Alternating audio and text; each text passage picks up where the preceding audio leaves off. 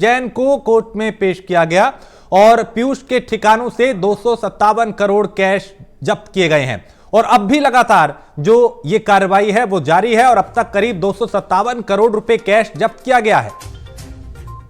तो पीयूष जैन को कोर्ट में पेश किया गया और पीयूष के ठिकानों से 257 करोड़ कैश बरामद हुआ है। अब भी जो छापेमारी की कार्रवाई है वो जारी है और उम्मीद ये जताई जा रही है, आशंका इस बात की कि ये जो रकम है 257 करोड़ ये अभी और बढ़ सकती है, क्योंकि कई किलो सोना बरामद हुआ है, चांदी बरामद हुई है, चंदन से भरे ड्रम बरामद हुए हैं, कई प्रॉपर्टीज के दस्तावेज बरामद हुए हैं। इत्र कारोबारी पीयूष जैन, जिसके यहां पे जब आयकर विभाग ने छापा मारा तो फिर वहां का जो नजारा था अंदर का वो देख के हर कोई हैरान था, क्योंकि इतनी बड़ी संख्या में जो मात्रा में कैश है वो बरामद हुआ जो हैरान करने वाला था। नोटबंदी की गई थी इसीलिए कि काले धन पे लगाम लगे, डिजिटल इंडिया में कैश का कम इस्तेमाल हो, ट्रांजैक्शन डिजिटल तरीके से उसको बढ़ावा दिया गया, लेकिन इतने बड़ी रकम एक जगह पे रखना कई सवाल उठाती है। और आशीष हमारे संवाददाता इस पे ज्यादा अपडेट के साथ। आशीष, पीयूष जैन को कोर्ट में पेश किया गया, क्या कुछ अपडेट इस पूरे मामले में अब तक?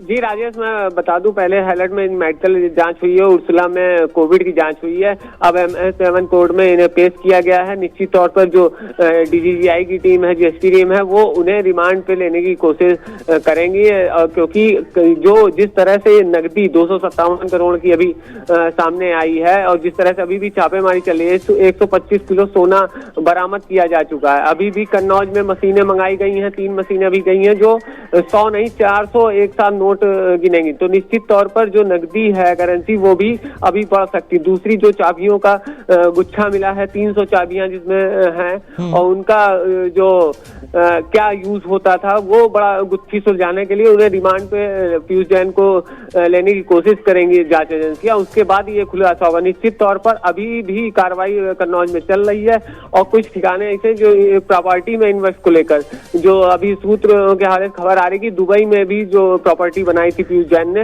उसके दस्तावेज मिले हैं। निश्चित तौर पर अभी करेंसी भी निकल रही है और कुछ सोना भी अभी बरामद हुआ है जिसकी अधिकृत पुष्टि नहीं हुई है। 257 करोड़ 180 करोड़ कानपुर में मिले थे, टोटल 257 करोड़ मिले। उसके बाद 125 किलो सोने की पुष्टि हो चुकी है, लेकिन अभी भी जो अभी दोपहर की मैं बात बताऊं राजेश, 3 मशीनें और गई हैं नोट गिनने वाली, तो लगातार अभी भी नोटों की गिनती चल रही है, जिसकी अधिकृत पुष्टि अगर होगी तो ये जो नोटों की संख्या है वो जो नकदी की संख्या वो भी बढ़ सकती है और अभी सोने चांदी का जो जखीरा वो बिल्कुल आशीष, कैश के साथ साथ बड़ी मात्रा में सोना बरामद हुआ है, चांदी है, बताया जा रहा है चंदन के कई ड्रम यहां पे भरे हुए थे, कई दस्तावेज मिले हैं, यानी ये जो एक पूरे तरीके से जो काला साम्राज्य है पीयूष जैन का वो फैला हुआ था। जी बिल्कुल राजेश, सबसे बड़ी बात है 2016 में नोटबंदी की गई, उसके बाद से GST की उत्तर प्रदेश में, अभी उत्तर प्रदेश में शायद ये पूरे हिंदुस्तान में सबसे बड़ी रकम होगी, लेकिन अभी उत्तर प्रदेश में GST की इससे बड़ी रकम जो पाई गई है, इससे बड़ी रकम अभी तक इससे बड़ी छापेमारी हुई ही नहीं है और अभी भी नकदी इसमें बढ़ सकती है, सोना चांदी निकल रहा है। सबसे बड़ी बात है कि 2016 के बाद से ये करेंसी, क्योंकि सब 2000 और 500 के नए नोट मिले हुए हैं, क्या किसका संरक्षण था, क्या राजनीतिक संरक्षण था, कौन कौन से कारोबारी इसमें इन्वॉल्व थे, ये किस तरह से पैसा इकट्ठा किया गया था, ये बड़े सवाल खड़े करता है। जी राजेश। आशीष, ऐसे में चूंकि ये जाहिर सी बात है कि कहीं ना कहीं स्थानीय प्रशासन है उसका फेलियर रहा है और बिना राजनीतिक या फिर किसी अधिकारियों की संरक्षण के इतनी बड़ी मात्रा में कैश नहीं रखा जा सकता, लेकिन क्या यहाँ पे कोशिश ये होगी कि उनको कोर्ट में से रिमांड पे लिया जाए ताकि जो रहस्य हैं उनसे पर्दा उठ पाए?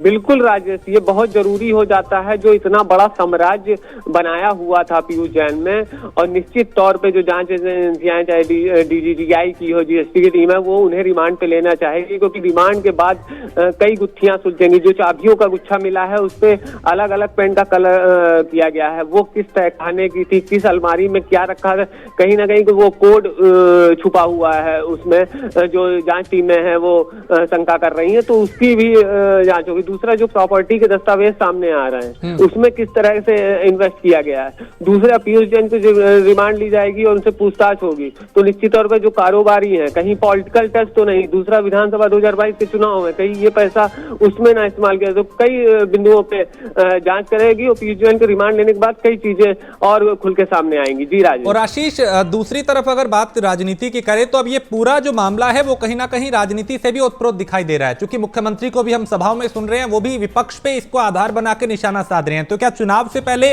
इसका एक पॉलिटिकल जो एंगल है वो भी सामने आ रहा है? जी बिल्कुल राजेश, जो पंपी जैन है एमएलसी सपा के, उससे संबंध बताए जा रहे थे, क्योंकि जो समाजवादी इत्र लॉन्च किया था अखिलेश यादव ने, वो जो इत्र है वो खरीदा गया था पीयूष जैन के कंपनी से। तो पीयूष जैन के वो कहीं ना कहीं राजनीतिक टच देखे जा रहे हैं, जिसपे राजनीति भी अब गर्म हो गई है। और जब चुनाव सामने होते हैं तो निश्चित तौर पे, जब इतनी भारी रकम इकट्ठा होती है तो निश्चित तौर पे राजेश कहीं ना कहीं अधिकारियों की साझेदारी या बड़े हो सकता है कि बड़े पॉलिटिशियन की संरक्षण में हो, तो निश्चित तौर पे इससे अनदेखा नहीं किया जा सकता। और ये भी जो जांच एजेंसियां हैं वो इस बिंदु पे भी जांच कर रही हैं। चलिए, बहुत शुक्रिया आशीष तमाम जानकारी के लिए। आप इस पर नजर बनाए रखिए, आपसे फिर अपडेट लेंगे। फिलहाल शुक्रिया। तो पीयूष जैन का सच क्या है? 2017-18 में पीयूष की कंपनी का टर्नओवर 1 करोड़ 70 लाख रुपए था और पीयूष जैन की कंपनी में 3 पार्टनर है, यानी 3 हिस्सेदार। और पीयूष जैन के अलावा महेश जैन, अमरीश जैन वो उनके पार्टनर हैं। तो पीयूष जैन की कंपनी के पास सिर्फ 2 बड़े क्लाइंट हैं और पीयूष जैन की कंपनी का टर्नओवर सिर्फ 5 करोड़ रुपए है। बावजूद इसके इतनी बड़ी रकम, 2017-18 में कंपनी का टर्नओवर सिर्फ 1 करोड़ 70 लाख था। तो अब कई सवाल हैं जिनसे पर्दा उठना बाकी है। और सबसे बड़ी बात यह कि आखिर एक जगह पे इतनी बड़ी मात्रा में इतना कैश इकट्ठा होना, इसमें कितना वक्त लगा और क्या कोई प्रशासनिक साठगांठ भी थी? ऐसे कई सवाल हैं जिनके जवाब लेना अभी बाकी है। कई मशीनें नोट गिनने वाली लगानी पड़ी, कई टीमें आयकर विभाग की यहां पे पहुंची और बकायदा अब भी रकम गिनने का जो काम है वो जारी है। अब तक करीब 257 करोड़ रुपए कैश जब्त किया जा चुका है। सोना कई किलो, चांदी, चंदन से भरे ड्रम, कई प्रॉपर्टीज के दस्तावेज बरामद हुए हैं। यानी एक पूरा साम्राज्य जो है वो पीयूष जैन ने यहां पे बना रखा था और अब काले चिट्ठे एक के बाद एक सामने आ रहे हैं।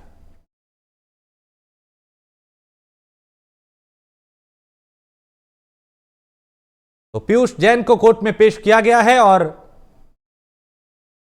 कोशिश यह होगी कि उसे रिमांड पर लिया जाए ताकि वो रहस्य जो अभी आयकर विभाग के सामने हैं उनसे पर्दा उठ सके। कई चाबियां मिली हैं, उन पे अलग अलग पेंट से निशान लगाए गए हैं। वो चाबियां कहां की हैं, किस प्रॉपर्टी की है, और कहा यह जा रहा है कि अभी कई और ऐसे ठिकाने हो सकते हैं जहां पे बड़ी मात्रा में कैश को छुपाया जा सकता है।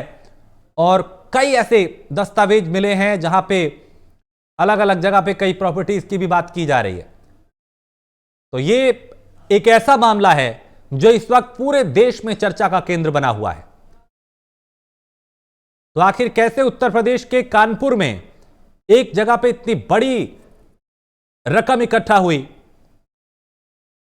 पीयूष जैन क्या अकेला ये सब कर सकता है? कौन इसके साथी हैं? किसने उसकी मदद की? कैसे ये रकम पहुंची? तमाम अभी सवाल हैं जिनके वक्त आने पे जवाब मिलते रहेंगे।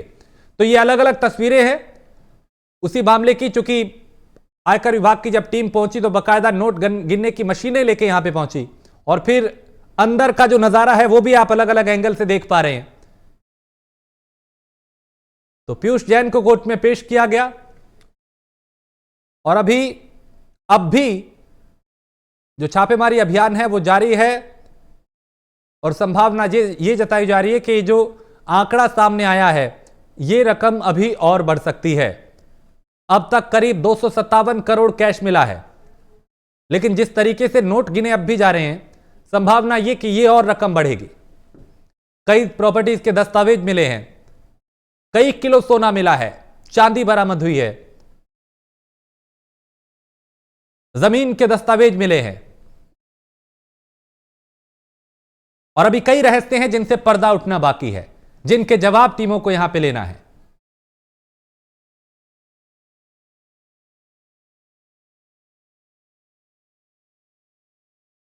तो ये अलग अलग तस्वीरें पीयूष जैन को आज कोर्ट में पेश किया गया। और साहिबजादा दिवस पे लखनऊ में मुख्यमंत्री के सरकारी आवास पे गुरबाणी गूंजी और साहिब श्री गुरु गोविंद